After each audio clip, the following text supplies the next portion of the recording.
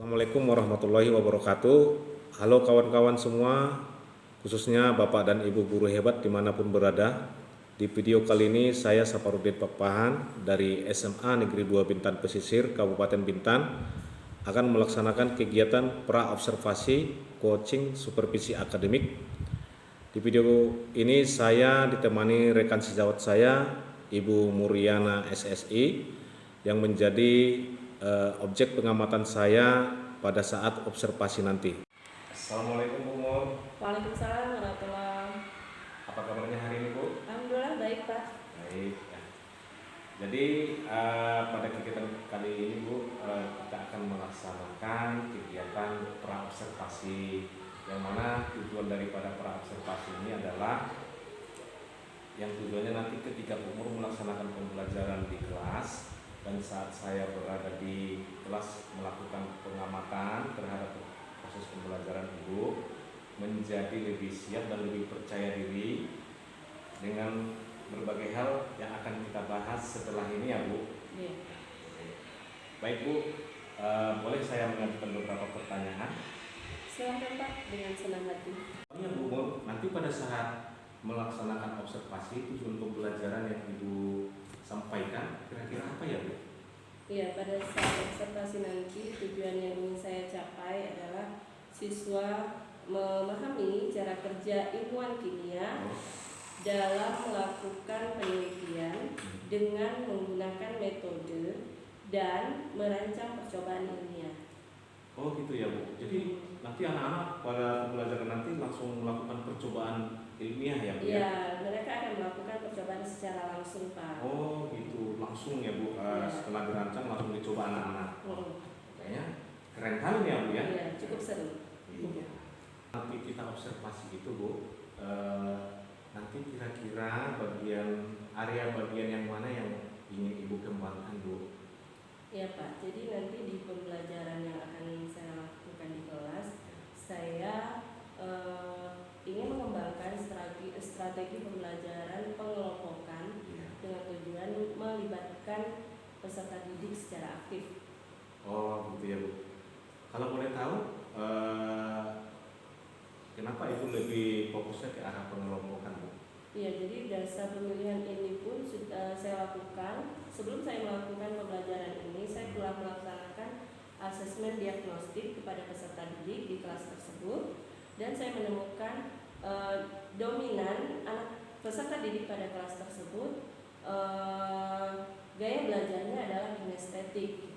Oh, ternyata Ibu sudah melakukan asesmen diagnostik ya Bu? Pak. Sebelum nanti kita observasi ya Bu? Iya Pak, sudah wah saya luar lakukan. biasa Bu. Atau model dan strategi pembelajaran yang akan Ibu terapkan di kelas bisa disebutkan Bu? Iya, jadi model pembelajaran yang akan saya lakukan adalah model pembelajaran PJPL dengan strategi pengelompokan. Kemudian dengan langkah yang pertama saya melakukan orientasi siswa pada masalah, mencoba untuk menstimulus siswa tentang cara kerja ilmuwan kimia dalam melakukan penelitian dengan metode ilmiah. Selanjutnya adalah mengorganisasikan siswa belajar dengan membagikan mereka ke dalam kelompok kecil dan membagikan LKPD yang akan mereka laksanakan dalam kegiatan tersebut. Kemudian selanjutnya adalah membimbing penyelidikan baik individu maupun kelompok. Kemudian yang berikutnya mengembangkan dan menyampaikan hasil karya. Jadi siswa diminta untuk mempersiapkan diri menyampaikan hasil pengamatan dan diskusi mereka. Yang terakhir, menganalisis dan mengevaluasi proses pemecahan masalah. Saya mengajak siswa untuk mampu memberikan ide baru dalam menanggapi presentasi dari temannya. Oh gitu. Jadi nanti dalam pelaksanaan proses pembelajaran yang Ibu laksanakan itu memakai model pembelajaran PJPL ya Bu? Tadi yang Ibu sampaikan itu sintak-sintaknya sudah jelas ya Bu. Mudah-mudahan nanti di dalam prosesnya berjalan lancar semua sesuai sintak yang Ibu sampaikan. Nah, strategi yang akan Ibu pakai nanti kan misalnya Ibu tadi memakai model PJPL kira-kira ada strategi lain untuk mensukseskan PJBL ini? Iya, jadi nanti mungkin dalam laporan hasil mereka diperbolehkan untuk menggunakan gaya belajar yang mereka sukai. Audio boleh dalam bentuk audio visual, atau mereka juga bisa melaporkan berupa presentasi tertulis mereka gitu, bisa sesuai dengan gaya belajar yang mereka sukai. Tadi yang waktu pada saat Ibu bilang asesmen diagnostik tadi lebih dominan kepada kinestetik ya Bu ya? Iya. Oh, berarti nanti di dalam pembelajaran Ibu ini strategi diferensiasinya di produknya hasilnya. Gitu. Kira-kira nanti di dalam mendapatkan hasil produknya ini bisa tercapai ya Bu ya? Ya, semoga harapannya dengan mereka memilih sendiri, merefleksikan sendiri hasil belajar mereka bisa dengan sesuai dengan gaya belajar yang mereka sukai. Diharapkan mereka bisa sampai pada tujuan yang diinginkan. Iya. Ya, sekarang kita masuk kepada ini Bu, pertanyaan yang mungkin sedikit lagi nih. Ya. Nanti pada pelaksanaan pembelajaran nanti asesmen atau proses penilaian yang akan Ibu laksanakan seperti apa? Iya, jadi penilaiannya ada 2 jenis Pak. Yang pertama itu ada asesmen formatif, pengisian lembar LKPD. Kemudian sembari saya melakukan asesmen observasi sikap pada pelaksanaan percobaan tersebut. Oh gitu Bu, ya Bu. Ini bagian yang terakhir ya Bu ya, percakapan kita dalam pra-observasi ini. Umur nanti pelaksanaannya kita laksanakan di kelas berapa Bu? Jadi dilaksanakan di kelas 10 fase E. Ya, di jam berapa ya? Jam 7.30 sampai jam 9. Di tanggal berapa ya Bu? Hari Rabu tanggal 11 September 2024. Hari Rabu tanggal 11 September 2024. Oke Bu, kita akan melakukan observasi berarti di tanggal 11 hari Rabu, kira-kira minggu depan. Masih ada persiapan kita. Semoga dengan persiapan menuju ke tanggal 11 ini Ibu dalam keadaan sehat. Ya, harapan kita, anak-anak kita semua, apa yang ingin kita sampaikan tercapai tujuan pembelajaran kita.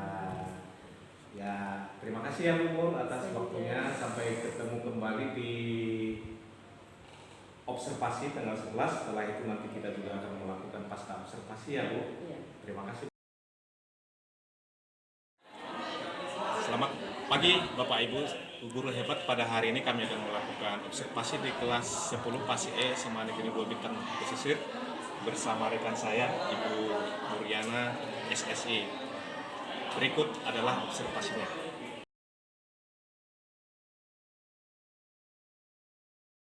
Assalamualaikum warahmatullahi wabarakatuh. Waalaikumsalam warahmatullahi wabarakatuh. Selamat pagi semuanya. Pagi. Bagaimana keadaanmu hari ini? Alhamdulillah. Alhamdulillah. Semangat? Semangat. Nah, sebelum kita belajar, silahkan ketua kelas pimpin doanya.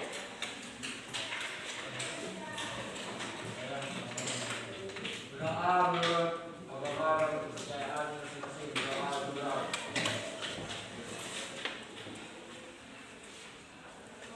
Doa selesai. Baik, sebelum Ibu masuk pada pembelajaran hari ini, pekan kemarin kita sudah melakukan kunjungan laboratorium. Kalian sudah mengenal alat-alat yang kita gunakan di laboratorium, benar? Ini ada beberapa yang hari ini akan kita gunakan. Ibu tes dulu. Ini apa? Ini untuk apa? Timbangan. Untuk zat yang akan kita timbang. Oke. Kemudian Ibu bawa ini. Ini apa?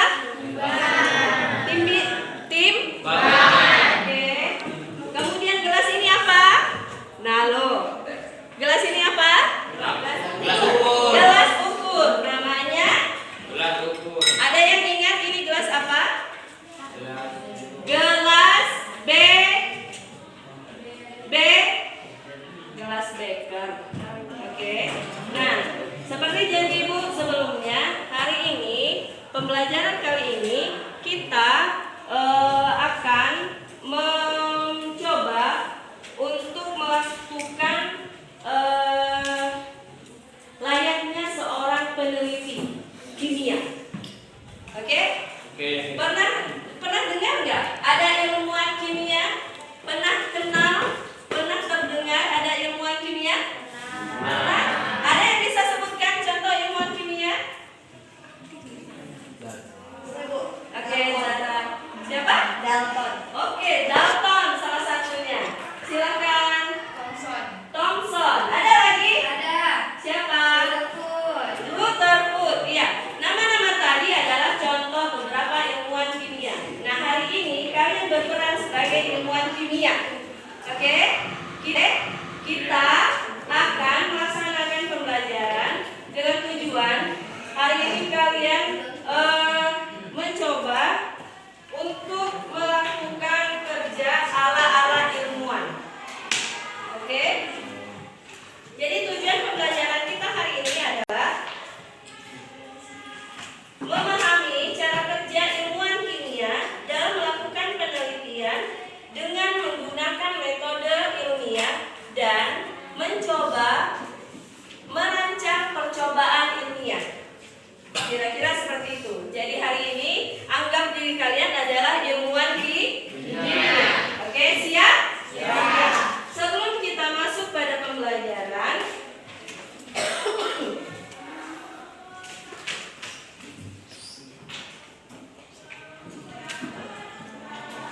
tadi malam Ibu melakukan percobaan kecil di rumah. Ibu masukkan air, kemudian Ibu masukkan gula ke dalam air tersebut.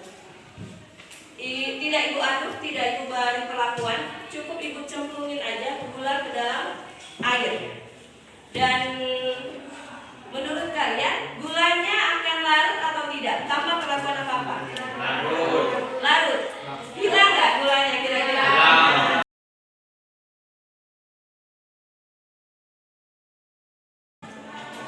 Tadi malam Ibu melakukan percobaan kecil di rumah. Ibu masukkan air, kemudian Ibu masukkan gula ke dalam air tersebut. Tidak Ibu aduk, tidak Ibu beri perlakuan, cukup Ibu cemplungin aja gula ke dalam air. Dan menurut kalian gulanya akan larut atau tidak tanpa perlakuan apa-apa? Larut. Hilang nggak gulanya kira-kira? Iya. Baik, jadi untuk pelaksanaan pembelajaran kita hari ini, kita akan bekerja dalam kelompok. Kalian akan melakukan percobaan ringan. Sebelum kita mulai percobaan, Ibu bagi kalian dalam 4 kelompok. Silakan nanti mengambil posisi pada kelompoknya masing-masing. Kelompok 1 di meja depan, kelompok 2 di meja kanan Ibu, kelompok 3 di meja kiri Ibu, kemudian kelompok 4 di belakang. Bisa dipahami? Bisa. Baik, Ibu bacakan kelompoknya.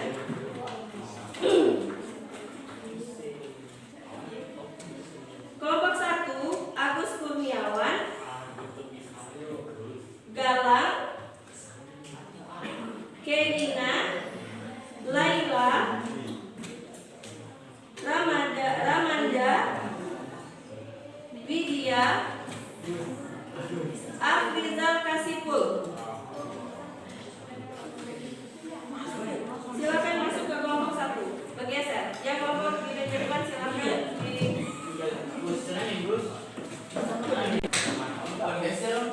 tadi ya. Jadi tadi malam Ibu sudah lakukan percobaan sederhana. Ibu masukkan gula ke dalam air. Airnya tidak Ibu apa-apain, gulanya juga tidak Ibu apa-apain, tinggal dicemplung saja gula ke dalam air. Dan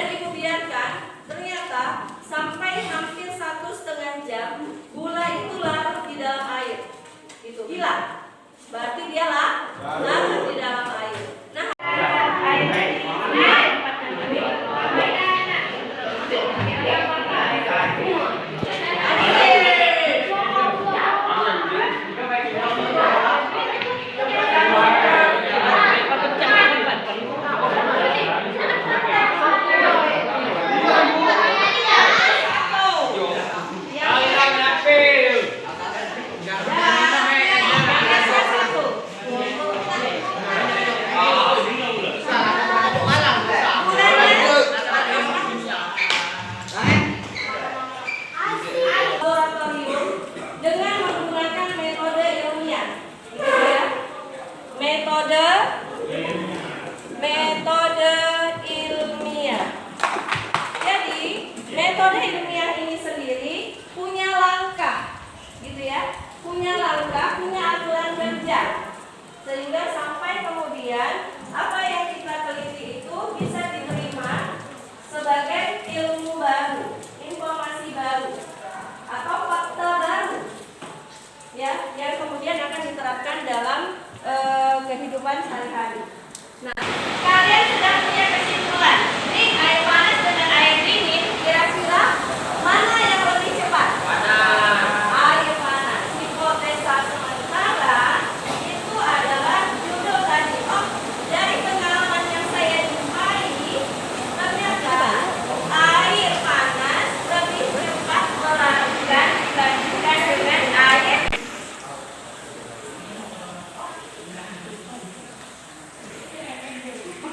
Kenapa?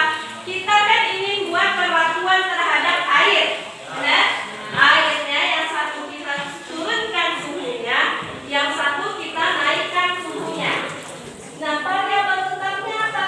Variabel tetapnya adalah percobaan yang ibu lakukan, yaitu air dimasukkan gula tanpa ada perlakuan apa-apa. Maka air yang tidak dilakukan perubahan suhu pada air biasa saja, langsung ibu masuk gula, itu disebut variabel tetapnya.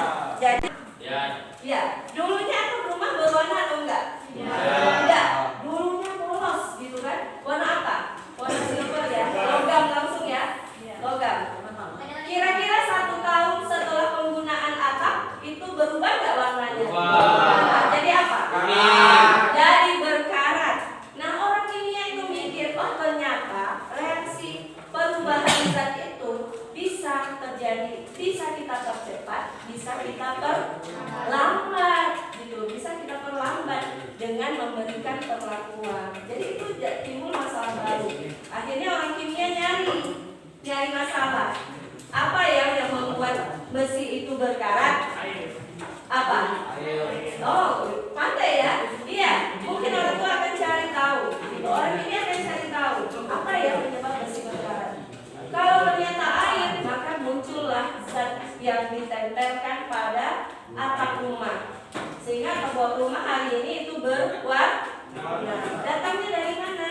Bisa jadi dari lambat dan cepatnya perubahan zat terjadi. Bisa dipahami? Jadi langkah metode ilmiah itu apa saja? Bermula dari menemukan masalah. Jadi seorang ilmuwan kimia itu pandai-pandai memikirkan masalah, nggak nganggap semuanya aman saja, gitu ya. Yang kedua, hipotesa sementara. Hipotesa sementara bisa jadi hipotesa sementara itu didapat dari mana? Kalau ilmuwan biasanya hipotesa sementara itu dibaca, lihat penelitian sebelumnya, atau ada pengalaman hidup yang pernah dijumpai. Tapi biasanya kalau secara ilmuwan itu yang dibuat ada yang dicari adalah penelitian yang mendukung. Misalnya tadi, oh besi berkarat karena air. Nanti orang kimia itu cari penyebab besi berkarat, gitu. Cari semua literasinya. Kalau belum ditemukan, maka dia yang melakukan percobaan. Dibuat tahu dicoba, satu ada air, satu nggak ada air, gitu kan? Satu ada apa? Variabel apa aja? Terkait bebas. Terkait tetap itu berarti yang kita jadikan standar tanpa perlakuan apa-apa. Yang kedua, kita beri perlakuan yang berbeda. Itu berarti variabel bebas. Misalnya suhu airnya satu dingin, satu panas. Yang ketiga, variabel terkait hal-hal yang menjadikan percobaan itu menjadi bisa diperbandingkan. Contoh, kalau pakai berat, maka masanya harus sama, airnya harus sama. Oke?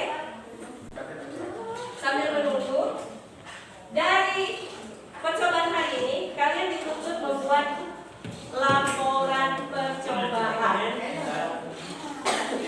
Oke, pada laporan percobaan sudah kalian kebebasan mau memilih dengan cara apapun untuk melaporkan percobaan yang kalian lakukan.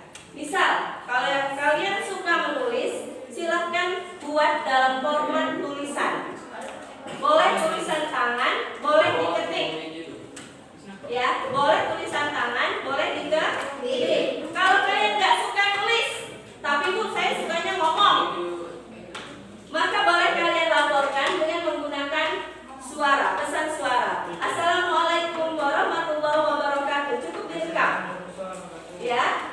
Kalau kalian sukanya desain grafis, kalian boleh menggunakan media Canva, PowerPoint untuk melakukan presentasi percobaan kalian. Bisa dipahami? Bisa. Jadi laporannya boleh dalam bentuk tertulis, boleh dalam bentuk audio, boleh dalam bentuk desain, model PowerPoint ataupun Canva. Paham sampai sini? Paham. Dan laporannya sifatnya adalah individu. Minggu depan dikumpulkan. Yang dinilai dari laporan kalian, yang dinilai adalah nilai laporan adalah 1 isi. Nah, pada isi, Ibu ingin menyampaikan cara membuat laporan praktikum. Isinya adalah harus membuat judul laporan. Bu, kalau pakai suara gimana melaporkannya? Assalamualaikum warahmatullahi wabarakatuh. Pada percobaan ini saya akan melakukan praktikum. Sebutlah judulnya. Ya, komponen judul disebut berarti nilainya ada. Paham? Yang berikutnya adalah dasar teori. Dasar teori ini adalah sebagai bentuk untuk mencari hipotesa sementara. Dasarnya hipotesa sementara. Jadi boleh kalian sebutkan, misal kelarutan gula bisa ditentukan oleh faktor. Misal nanti kalian searching, googling di internet, apa yang menjadikan gula itu cepat larut atau lambat larut. Paham? Paham? Googlingnya apa?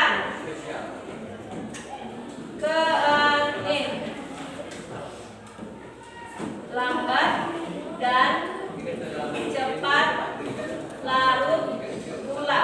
Cari tahu. Paham ya? Ya, googling aja. Apa yang menjadikan gula itu cepat larut? Apa yang menjadikan gula itu lambat larut? Itu adalah dasar kalian membuat kesimpulan sementara. Paham? Jadi membuat itu. Yang ketiga, dasar teori, kemudian langkah kerja. Iya, boleh didiskusikan dari kelompok, tapi laporannya harus 1 orang sana. Baik, Bu, punya kami larut. Yang mana?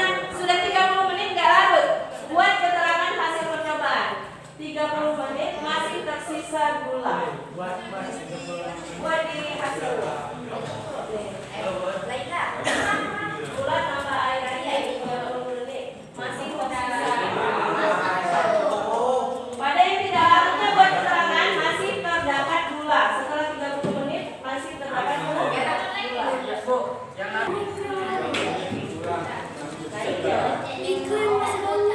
Ada yang sudah selesai dengan 2 soalan pada LKPD? Ya, Bu, saya tarik, Bu. Bu, kami malah lebih cepat yang larut dingin. Melek sama kalah. Masih aku tadi, Bu. Oh ya, masih aku tadi.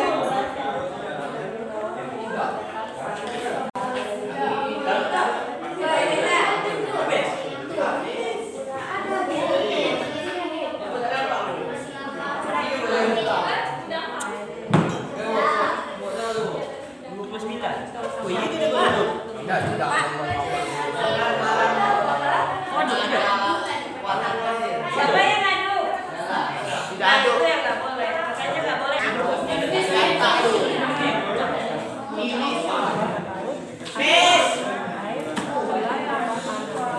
Boleh ya kalian itu.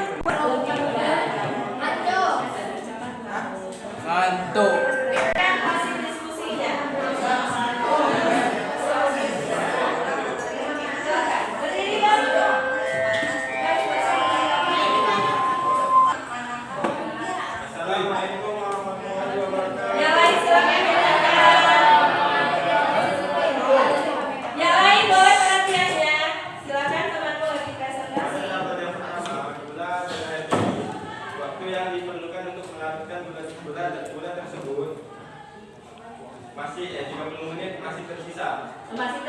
gula.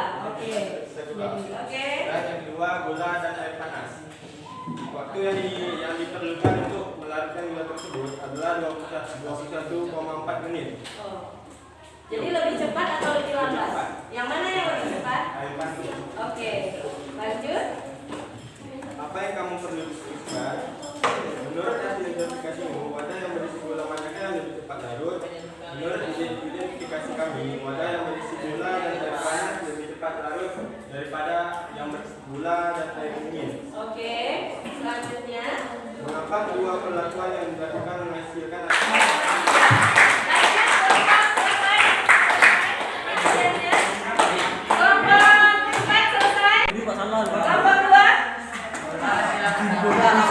Makanya baca betul ni juga.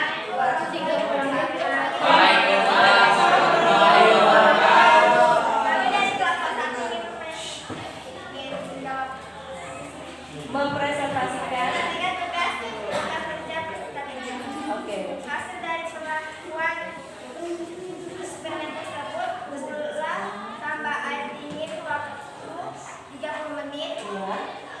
gula tambah air panas waktunya 24 menit. Dua-duanya larut. Yang gula tambah air dingin masih tersisa. Masih tersisa. Oke. Menurut hasil identifikasimu, wadah yang berisi gula manakah yang lebih cepat larut? Gula tambah air panas lebih cepat larut daripada gula tambah air dingin. Oke.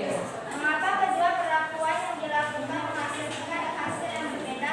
Karena suhu air yang berbeda. Oke.